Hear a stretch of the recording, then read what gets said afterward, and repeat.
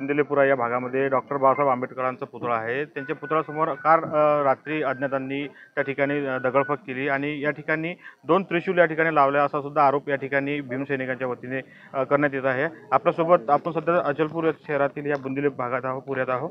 काही भीमसैनिक आहेत, आपण त्यांना विचारू काय दादा काय प्रकरण झालं होतं। जय भीम। मी पृथ्वीराज भटकर। आज 2-3 दिवस अगोदर बुंदेलपुरा इथं बाबासाहेबांचा पुतळा आहे। या पुतळ्यासमोर मच्छाईचे आणि गलिच्छ असं काहीतरी वापरून इथं फेकण्यात आलं। आमच्या भीम अनुयायांनी रिपोर्ट दिला, निवेदन दिला।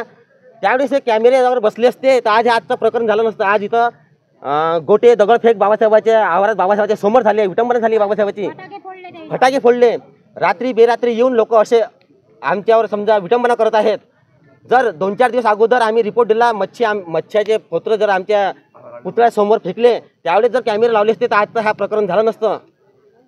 तर आमची एकच मागणी आहे, जे कोणीही असं कृत्य केलं त्याच्यावर कठोर कारवाई करण्यात यावी आणि त्यांचा PCR घेण्यात यावा।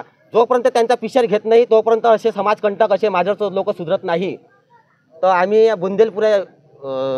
पुण्याच्या इकडून व समाजाच्या इकडून आमची अशी मागणी आहे की इथं आमच्या NOC आमच्यापाशी या जागेची NOC आहे, त्या जागेच्या आमच्या NOCच्या आमच्या जाग्यावर इथं काही लोकांनी त्रिशूल किंवा मनुवादी लोकांनी काहीतरी इथं गाडलं आहे, ते काढून आमची जागा आमच्या ताब्यात मिळण्यात यावी अशी आमची सर्वांची इच्छा आहे।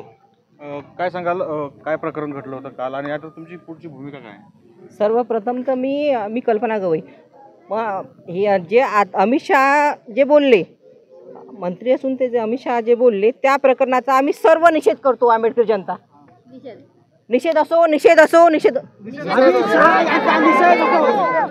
अमित शहा यांचा निषेध असो।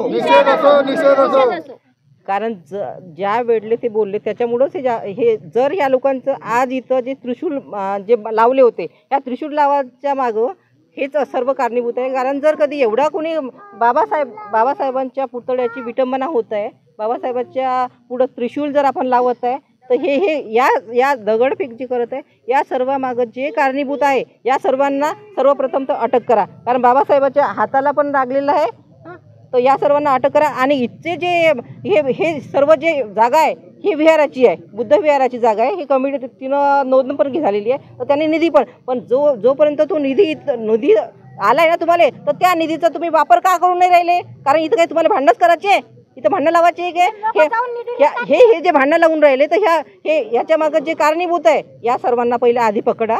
आणि हे जे त्रिशूल आम्ही कोणाच्या समाजाच्या आम्हाला भावना दुखावायच्या नाही आहे हां, पण हे जे जागा आहे हे बाबासाहेबांच्या विहाराची आहे, तर विहाराच्यासाठी तुम्ही ते जागा खाली करा आणि त्रिशूल तुम्ही दुसऱ्याकडे हे लावून द्या। आणि इथचा जो निधी आहे हा तात्काळ निधी इथं लवकरात लवकर आज आम्ही जोपर्यंत इथचा जो ग्राउंड आहे हे ओपन तुम्ही जे ग्राउंड आहे हे जोपर्यंत आम्हाला तुम्ही आमच्या ताब्यात देत नाही, तुमचा जाणं जर होत नसेल तर आम्ही वर्गणी करतो। आम्ही वर्गणी करून हे इथले जे कंपाऊंड आहे हे कंपाऊंड घेतो, याला आम्हाला परमिशन द्या। या घटनेतील आता जे आरोपी आहेत त्यांना पोलिसांनी अटक केली। या घटनेतील जे 3-4 पोलिसांचं आम्हाला एफ आर केली आहे, पण अजून आमच्या हाती ते कॉपी आली नाही आहे। तर म्हणून आम्ही त्या FIR वर म्हणजे आमचा अजून सध्या विश्वास नाही आहे। आणि ज्यांना पण आता ते हे करणार आहेत तर त्यांना त्या सर्वांवर तुम्ही कठोर कारवाई करा। आणि हे जे सर्व प्रकरण होत आहे हे कोणामुळे होत आहे? हे त्रिशूलामुळे होत आहे ना। तर ह्या त्रिशूलाला सर्वात महत्त्वाचं हेच आहे की हे जे त्रिशूल आहे या त्रिशूलाला तुम्ही जर त्रिशूलामधून 25 आजचं नाही आहे ना, 10-15 वर्षापासूनच हे चालू आहे हे यांचं हां। हे जाणून बुजून हे दोन समाजामध्ये तेढ निर्माण करण्यासाठी हे सर्व प्रयत्न चालू आहे। तर म्हणून ज्यामुळं तेढ निर्माण होत आहे तर ह्या तेढाला तुम्ही बाजूला करा याच्यातून आणि एक कमिटी बसवा की त्या कमिटीमार्फत हे सर्व काम करा। आणखी सुद्धा काही भीमसैनिक आहेत आपल्यासोबत, काय सांगाल? ही घटना घडली, या घटनेनंतर आता तुमची पुढील भूमिका काय मागणी आहे? मी सुधाकर तायडे, राहणार बुंदेलपुरा, इथं रहिवासी। आणि यांच्या 4 दिवस अगोदर ज्या लोकांना न कोणाला माहीत असताना इथं मासोळ्याचे खूप गळ्याटा इथं आणून टाकणं बाबासाहेब आंबेडकर आणि झेंड्यापाशी टाकलं होतं। त्यानंतर आम्ही रिपोर्ट केला, त्यानंतर आम्ही रिपोर्ट केल्यानंतर साहेबाची गाडी आली। मग साहेबांना सांगितलं का बा ठीक आहे, आपण त्याच्यावर कोण आहे ते म्हटलं साहेब आम्हाला काही माहीत नाही कोण आहे तर, कारण का पाहिलं असतं तर आम्ही इथं बजाडलं असतं पण तो